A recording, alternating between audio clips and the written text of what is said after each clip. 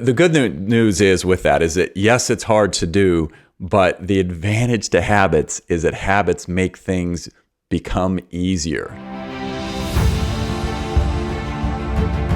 We as humans are really, really bad at making judgment calls about what's actually going to make us happy. I think that we're really good at knowing the thing in front of us. Like if I hop over to social media for 10 minutes, then I'm going to feel really good. Or there's that one study they did where they had the kids and they put the marshmallow in front of them and said, you can't have the marshmallow. If you wait, you'll be allowed to have two.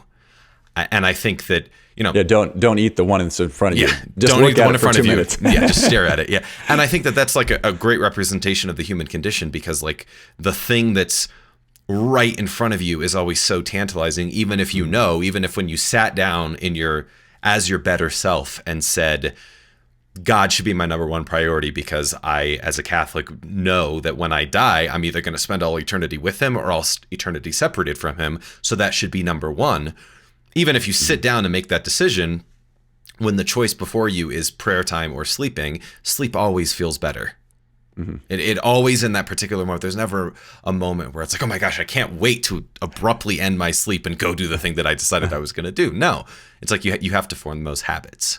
Yeah, no, I totally agree. And the good news is with that is that, yes, it's hard to do, but the advantage to habits is that habits make things become easier. Never easy, but they're definitely easier. And I'll even, as I've encouraged your siblings when it comes to prayer time, I said, you know what? They know that my normal schedule is that like my alarm goes off at 4:50 in the morning. You back up 10 years and it's like I never would have been doing that.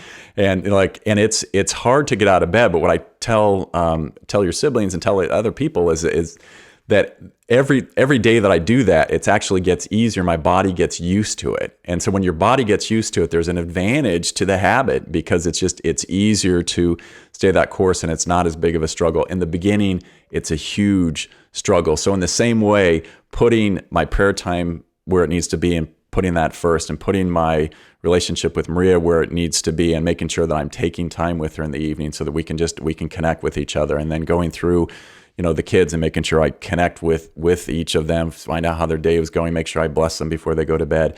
It'd be really easy to get off of that, but after doing it, it's easy to stay with it because then there's the expectations like, Dad, you didn't bless me yet. Like we didn't, let's do that. So there's there's a beauty in good habits, which is what virtues are. Virtues are just good habits, and they don't feel as meritorious to me after I do them over a long period of time because it's just what I do.